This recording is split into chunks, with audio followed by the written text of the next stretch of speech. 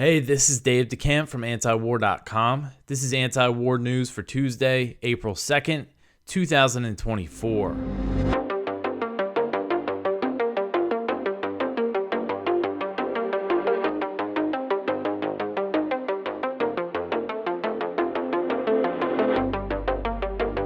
All right, the first story at the top of antiwar.com today: Israel bombs Iran's consulate in Syria. So on Monday, an Israeli airstrike leveled an Iranian consulate building that is next to the Iranian embassy in Syria, in the Syrian capital of Damascus. And this is a huge escalation of Israeli attacks on Iranians in the region. They have been targeting Iranians quite a bit since October 7th in Syria. But an attack on the embassy, an attack on a diplomatic facility.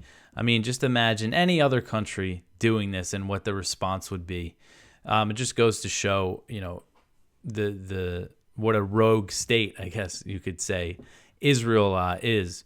And so at least 7 people were killed in the strike, including General Mohammad Reza Zahedi, who was a senior commander in Iran's Islamic Revolutionary Guard Corps, the IRGC. And Iran has confirmed his death and said that he oversaw the IRGC's Quds forces operations in Syria and Lebanon. So a very senior Iranian general was killed here. And the IRGC said that the strikes also killed his deputy, who is another general, and 5 other Iranian officers. So a total of 7 members of the IRGC killed by Israel. And I should mention, when it comes to Israel's airstrikes in Syria, we know they bomb Syria all the time. This is something that they've done for years, and since October 7th, they've really ramped up the airstrikes. They usually don't officially take credit for individual airstrikes. So you'll see, if you see this reported, there's other media reports that are calling these alleged Israeli airstrikes, but it's very clear that Israel is the one who did this. They're the ones who are constantly bombing Syria. So anyway, Iran is vowing a harsh response. The Iranian Foreign Ministry spokesman said that Tehran will, quote, decide on the type of response and punishment against the aggressor, end quote. So the bombing of the diplomatic facility comes a few days after Israel launched some of its heaviest airstrikes in Syria that reportedly killed 52 people, including Syrian soldiers and members of Lebanon's Hezbollah. Israel has also killed multiple members of the IRGC since it ramped up airstrikes in Syria after October 7th. So just recently, I covered some airstrikes in eastern Syria that killed the IRGC, an Iranian advisor in Syria. So this is just an escalation of what Israel has been doing for the past few months, targeting Iranians in Syria. And of course, this risks a direct response from Iran. This risks a war with Iran, or potentially an escalation from Hezbollah on Israel's northern border. And Israel continues to launch airstrikes in Lebanon. If you see the picture here, you can see this building in this neighborhood in Damascus completely leveled by these Israeli airstrikes. So it looks like, and I think this has been clear for a while, that Israel is trying to provoke a major regional war. Ideally, I think they want war with Iran and for the U.S. to intervene directly, or just a full-blown war in Lebanon. And now the fact, that people might say, oh, well, Israel can't really handle that. They won't be able to handle a full-blown war in Lebanon while simultaneously continuing things in Gaza. But I think, I think a lot of this is about getting the U.S. to intervene directly. I think it's pretty clear that that's what they want.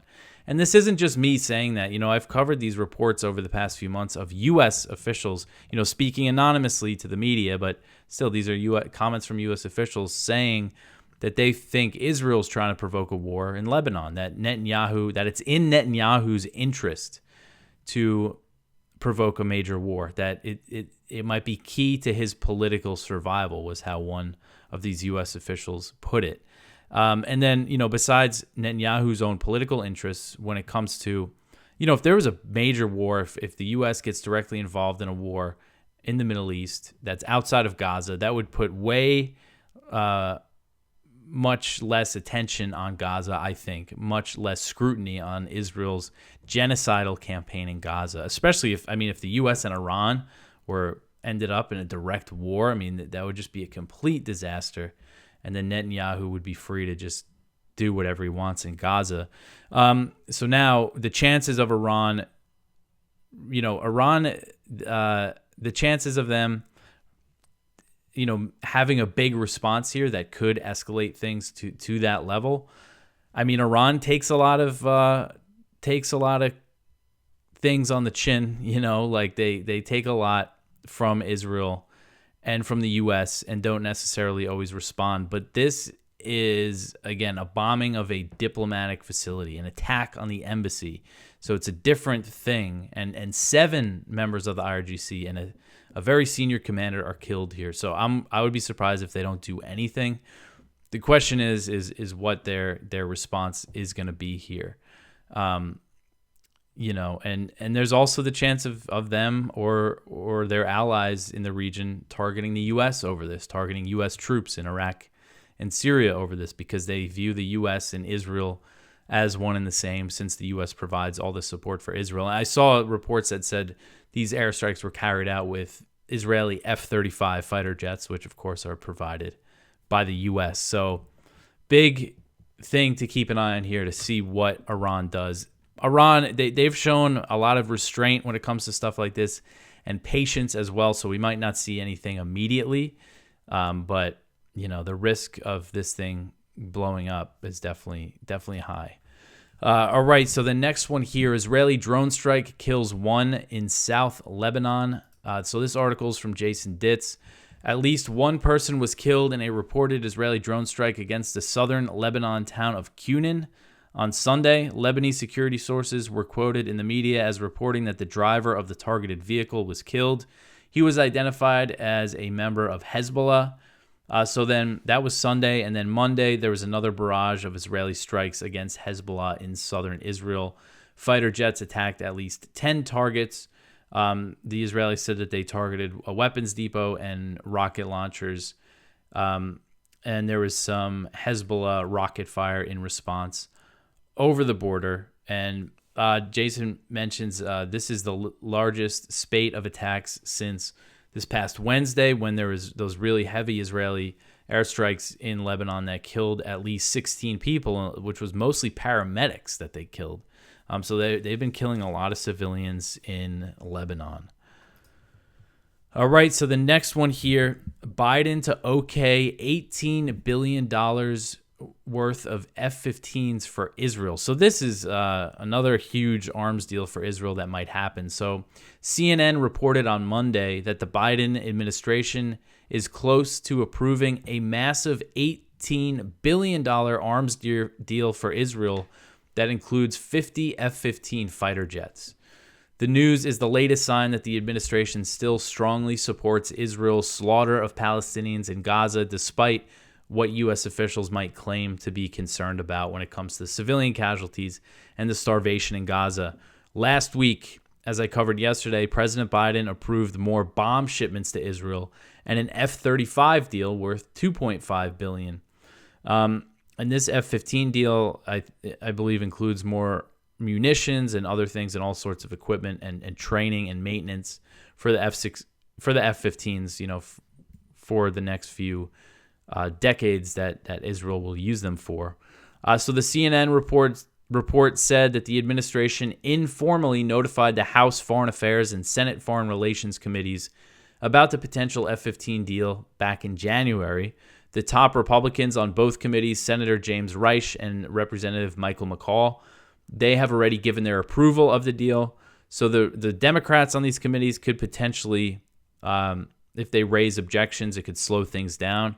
But I doubt it when it comes to Democratic leadership on the foreign affairs committees. They're probably not going to, raise any objections about it. But once, so the next step is the Biden administration formally approving this and notifying Congress, a formal notification to Congress. And when they do that, that begins a 30-day period when Congress could potentially block the sale. But they would have to do that by passing legislation. And while there is a growing number of Democrats who are critical of U.S. military aid to Israel, and some have even been calling for the U.S. to cut it off, citing those foreign assistance laws that say, these countries that we give military aid to, they can't block aid shipments, humanitarian aid shipments. But despite that, the majority of Congress still backs Israel, still backs this slaughter that's happening in Gaza, unfortunately. But, hopefully that the opposition continues to grow. So also on Monday, State Department spokesman Matt Miller, he was confronted about this by a reporter. He was grilled about the hypocritical U.S. position of the U.S. as it expresses concern about the civilian death toll and the starvation blockade while continuing to arm Israel, including by sending 2,000-pound bombs. That was part of the package that was approved last week. So Miller was specifically asked if he was concerned that the U.S. position would damage U.S. credibility, and his response was, quote, "I do not agree with that at all. We have been very clear that we want to see Israel do everything it can to minimize civilian casualties. We have made clear that they need to operate at all times in full compliance with international humanitarian law. At the same time, we are committed to Israel's right to self-defense, and this is a long-term commitment the United States has made," end quote. So just completely full of it to say something like that. That they're so concerned about Israel minimizing casualties, but again, they just continue to push forward these arms deals. And the State Department claims that Israel is following international law in Gaza. They just basically signed off on Israel's assurances that they're doing that, despite the mass civilian casualties and this video evidence that we've seen now of Israel killing unarmed people. I mean, I said that we've seen now. We've seen that throughout this thing, and we've seen them leveling all these residential buildings and entire city blocks, but it doesn't matter to the U.S. They're going to keep supporting this. So the number from Gaza's health ministry that was put out on Monday, they're saying 32,845 Palestinians have been killed. And again, this is considered a low estimate since it doesn't take into account all the people who are presumed dead under the rubble, or people that were buried before being brought to a hospital or morgue, or just people that weren't counted for a multitude of reasons, I'm sure now, especially with the communications breakdown in Gaza. All right, so the next one here, the U.S. increased intelligence sharing with Israel to unprecedented levels. So on top of all the weapons the U.S. has been arming Israel with, there's also this intelligence cooperation. And the Wall Street Journal reported on Sunday that the U.S. increased intelligence sharing with Israel to unprecedented levels under a secret memorandum that was issued in the wake of October 7th. The intelligence sharing and U.S. weapon shipments have supported and facilitated Israel's destruction of Gaza and the mass killing of civilians. Speaking of this relationship, Daniel Hagari, who's an IDF spokesman, said, quote, "We are experiencing unprecedented levels of intelligence coordination," end quote. So this report said that there is growing concerns in Washington about the intelligence sharing with Israel since there's very little oversight to see if it's being used in strikes that kill civilians. There's a quote from Representative Jason Crow. He's a Democrat from Colorado. He says he's concerned about this and that he's worried what the U.S. is sharing with Israel is not advancing U.S. interests. So on top of the U.S. and Israel sharing more intelligence, the U.S. has also increased its own intelligence collection on Gaza. And we saw this was the Pentagon announced this, I think it was in November, that they started flying MQ-9 Reaper drones over Gaza for surveillance flights. So, of course, the big question is, are they giving Israel intelligence for strikes? U.S. officials, the Pentagon claims that it is not doing that. But I saw another report on this intelligence sharing from CNN that quoted U.S. officials who said that there's no way of preventing Israel from using the intelligence to launch strikes. The CNN report said, quote, "Once the U.S. provides a piece of intelligence to Israel, it has no control over how Israel combines it with other information, and there's nothing to stop Israel from using that information to target Hamas operatives," end quote. And they say that they're targeting Hamas operatives, but of course they're also targeting lots and lots of civilians. All right, so the next one here, the Israeli Knesset passes a law allowing the government to ban Al Jazeera. So on Monday, the Israeli Knesset passed a law that gives the government the authority to ban any foreign news organization from operating inside Israel. And this law was designed to target Al Jazeera, which is a Qatari state-funded media outlet that is very critical of Israel's campaign in Gaza. So the law passed by a slim margin in a vote of 71-70. After the vote, Israeli Communications Minister Shlomo Karhi vowed that Al Jazeera will be shut down in the coming days, and Netanyahu vowed that he would use the law right away. He said, quote, "The terrorist channel Al Jazeera will no longer broadcast from Israel. I intend to act immediately in accordance with the new law to stop the channel's activities," end quote. So the law gives the communications minister and the prime minister the power to order the temporary closure of foreign news networks and confiscate their equipment if they claim that they are, doing harm to state security. And the ban lasts for 45 days, but it can be renewed for further 45-day periods. The law itself is temporary and will expire on July 31st unless it is renewed.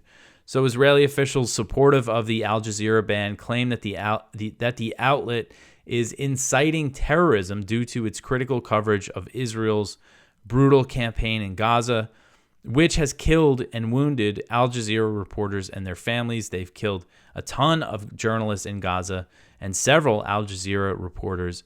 And the Al Jazeera bureau chief in Gaza has basically lost his whole family.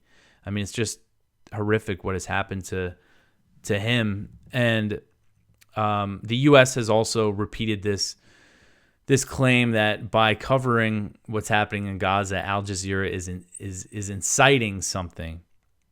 There was a report from Axios back in October that said Secretary of State Antony Blinken had asked the Qataris to turn down the volume on Al Jazeera's coverage because it is full of anti-Israel incitement. Those were Blinken's words. And in response to the news of Israel passing this law, the White House claimed that it was concerned and, of course, said that they care so much about freedom of the press. And I just had to mention in this article that they say that while trying to extradite Julian Assange for doing journalism, they're trying to put him on trial for exposing U.S. war crimes by publishing documents, by being a journalist. So I doubt that they're going to really do too much in response to this. All right, so the next one here, Israel leaves a pile of bodies at Al-Shifa hospital. So this article is from Middle East Eye. Israel's army has withdrawn from Al-Shifa hospital in Gaza following a 2-week siege, leaving in its wake destroyed buildings and dead bodies. So they totally destroyed this hospital. If you see the pictures here of these buildings that are just totally destroyed after this Israeli siege. I believe, what was it, like 2 weeks 15 days that this hospital was under siege. So the complex, which is the largest medical facility in all of Palestine, was left in complete ruins. Military officials said on Monday that its forces killed 200 people and arrested 900 during its 15-day assault on the hospital. Gaza's civil defense put the figure of those killed at around 300. So the Israeli army said it conducted its raid without harming civilians and medical personnel, which, I mean, is a complete joke. Medical organizations and eyewitnesses have strongly rejected the claim. The World Health Organization said that at least 21 patients died during the siege. Survivors told Middle East Eye that scores of civilians were killed during the fortnight-long siege. One young man who was there said people were shot at and attacked, and civilians were shot at and attacked. I'll just read his quote. He said, quote, "There were no doctors. Some of them were killed. Some of them got arrested. Those who survived, survived. Those who died, died. 15 days of siege in Al-Shifa with nothing, no food, no water," end quote. And I know at least one doctor and his mother, who was also a doctor, was found in one of these piles of bodies that was outside the hospital. And among the units destroyed were the kidney and maternity buildings, the morgues, refrigeration facilities, as well as outpatient clinics and buildings. Scores of dead bodies, including of children, women, and the elderly, filled the streets near the complex. Medical sources said hundreds of bodies were found. I mean, just completely horrific. And,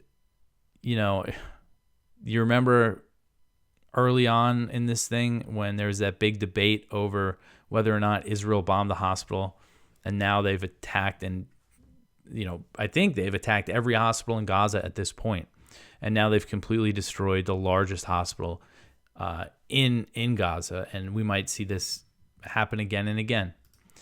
All right, so the next one here, Israeli strike kills British aid worker along with 4 others. So this is another article from Middle East Eye, and it says an Israeli airstrike killed 5 aid workers, including a British national, in an attack on their convoy in the Gaza Strip on Sunday, according to Palestinian paramedics. So this story just broke not that long ago. Initial reports say that the strikes hit 3 vehicles belonging to the World's Central Kitchen, which is a U.S.-based NGO that provides food in emergencies. The bodies of 5 people were brought to the Al-Aqsa Martyrs Hospital in Deir al-Balah in the central Gaza Strip by Palestinian paramedics. Footage of their bodies and passports showed they were citizens of the UK, Australia, Poland, and Palestine, while the identity of the 5th person has not been determined. The Gaza-based government media office condemned the attack as another Israeli massacre. So these are foreign aid workers, and you can see this picture here showing an Australian passport, a Polish passport, and a British passport. Considering many of these governments don't really care when Palestinians are killed, maybe this could change their attitude toward this thing. But we'll see. And again, this just broke, so there might be some more details about this that come out. But they've been killing. There's been all these attacks on aid, Palestinians seeking aid workers, medical staff, as we just saw in the hospital. Just this stuff just continues to happen. All right, so the next one here, getting into some Ukraine stuff. House Speaker Johnson supports giving Russian assets to Ukraine. So House Speaker Mike Johnson said in an interview on Sunday that he supports the idea of giving frozen Russian central bank funds to Ukraine to fuel the proxy war, a step that would significantly escalate the U.S. economic campaign against Russia. So Johnson expressed support for the Repo Act, which is a bill that's been introduced in both chambers of Congress, and it would authorize the Secretary of State to, quote, provide additional assistance to Ukraine using assets confiscated from the Central Bank of the Russian Federation and other sovereign assets of the Russian Federation and for other purposes, end quote. So very broad authorization. They call it confiscation. It's stealing. It's theft. That's what it would be. And discussing the Repo Act, Johnson said, quote, if we can use the seized assets of Russian oligarchs to allow the Ukrainians to fight them, that's just pure poetry, end quote. So the big problem with this, I think, is, of course, there's all sorts of bad precedents that will be set here. But if they take this money, these Russian central bank funds, it's just gonna the possible reconciliation between Russia and the West and the U.S., which of course already seems like it's so far away. I mean, this is just going to push it back even more, because what are they going to do? Lift sanctions and be like, oh, sanctions are lifted, but your money's all spent. Sorry, like Russia would ever accept that. So it's just going to impede any sort of future negotiations or anything like that. And the Biden administration has come out in favor of this idea. Janet Yellen said she's all about it now. And this has strong bipartisan support. The House version of this bill has 80 co-sponsors, including 52 Republicans and 28 Democrats. So notice more Republicans support it. When it comes to Ukraine aid, generally more Democrats support it than Republicans. Now this seems to be the thing that they're like, oh, well, if we don't have to spend any money on it, yeah, sure, we could steal the Russian funds. Or Johnson also floated the idea of loaning the money to Ukraine, which is supported by Trump. He said, quote, even President Trump has talked about the loan concept, where we're not just giving foreign aid, we're setting it up in a relationship where they can provide it back to us when the time is right, end quote. I mean, it's hard to believe Ukraine is going to be able to pay its loans back. So this is something that seems like is seriously being considered, and there's a good chance that they're going to go through with this plan. All right, so the next one here, the Joint Chiefs Chair says that long-range ATACMs for Ukraine are no longer risky. So Chairman of the Joint Chiefs of Staff, General Charles Q. Brown, who is the highest-ranking U.S. military officer, he has claimed that arming Ukraine with long-range Army tactical missile systems, the ATACMs, is not as risky now as it was earlier in the war. He said, this was last week, he said, quote, "The risk of escalation is not as high as maybe it was at the beginning," end quote. So ATACMs are missiles that can be fired from the HIMARS rocket systems the U.S. has been providing Ukraine. So there's been these reports that say the U.S. has already secretly provided Ukraine with ATACMs, but with an older variant that has a range of up to 100 miles. The ones that Ukraine has been asking for, the main ones, the newer ones, have a range of up to 190 miles, which would be, I think, the longest range missile that Ukraine would have received up to that point. The Storm Shadow missiles that the UK has been giving Ukraine they have a range of about 150 miles. So this would be further than that. But one thing about the older variant that they've been giving Ukraine, which is completely insane, is that they're a cluster bomb variant. So these are cluster bombs with a range of 100 miles that the U.S. has given Ukraine. And cluster bombs, of course, kill and maim civilians. That's why they've been banned by over 100 countries, but the U.S. has been dumping them into Ukraine. So really, one reason why they haven't sent the ATACMs, the newer versions, or as far as we know, I mean, who knows? Maybe they've secretly sent some of those too. But one reason why they said that they can't is that they don't have enough of them in U.S. military stockpiles. And then the other reason is the risk of escalation. And we've seen this throughout this war, that this is there'll be something that the U.S. or one of its allies rules out and says, no, like tanks. No, we're not going to send tanks. We're not going to send the Abrams tanks. We don't want World War III. That would be a crazy escalation. And then they eventually end up signing off on it. And this report, so there's a report from Defense One that went over this. And it said that top U.S. military officials have previously warned that ATACMs could provoke a nuclear response from Russia or a Russian attack on a NATO country. That's how serious this is. But now, as this war has dragged on, the concerns about escalations have waned, and NATO countries have taken several steps that they previously ruled out due to concerns of provoking Russia. And, you have Brown here saying, oh, yeah, the escalation we don't have to worry about it anymore. We could send these things over. But if you look at the current state of things, I mean, Ukraine was just launching all these attacks, the artillery, shelling, drone attacks, the border raids inside Russia, and Russia responded by launching. They really have stepped up their strikes on Ukrainian energy infrastructure, and Ukraine's running out of air defenses, so they're having a pretty easy time hitting their targets. So there's an escalation, and that's not something, I guess, that impacts an American general for the time being, so they don't care about the Ukrainians who are suffering from that. And of course, Russia has also accused Ukraine of being linked to the terrorist attack outside of Moscow that killed over 140 people. So that could mean another huge, big escalation of Russian attacks on Ukraine could be coming as well. All right, so the last story here, I think, is some good news. Taiwan's former leader starts a journey of peace in China. So this article is from the South China Morning Post. I thought it was interesting. Former Taiwanese leader Ma Ying-jeou, who was a president from 2008 to 2016 before the current president, he's visiting mainland China on what he calls a journey of peace at a time when tensions are soaring across the strait.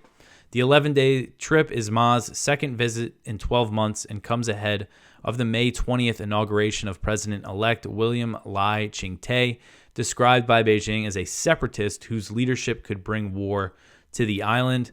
So Ma, again, former president, he is a member of the Kuomintang Party, which is the opposition party, although they won the legislature, the speakership in the legislature. I believe it's called the Legislative Yuan in Taiwan.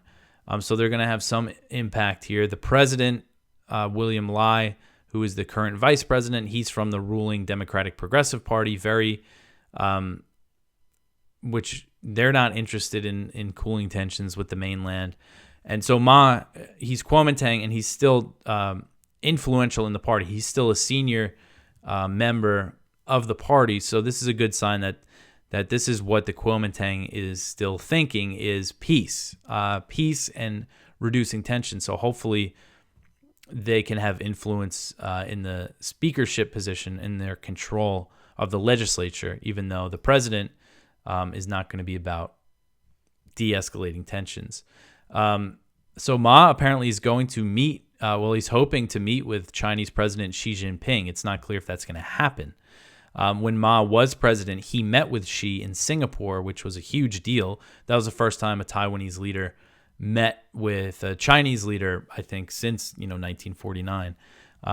So hopefully more of this, more diplomacy between the two sides across the strait. So that's it for the news for today. Please go check out our viewpoints. One from Ian Proud: Ukraine's economy will ultimately lose the war. One from Jonathan Cook: we relied into the Gaza genocide. Al Jazeera has shown us how, about that Al Jazeera documentary about October 7th attack. One from James Carden and Kelly Vlahos: is it a mystery where Trump stands on the Israel-Gaza war? One from James Bovard: saving Julian Assange, free speech and democracy.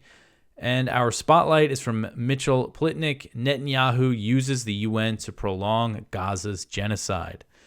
So that is it for me for today. You can support the show, like, share, subscribe, tell your friends about antiwar.com, share it around, follow us on Instagram, Twitter, all that stuff. I will be back tomorrow with some more news for you. Thanks for listening.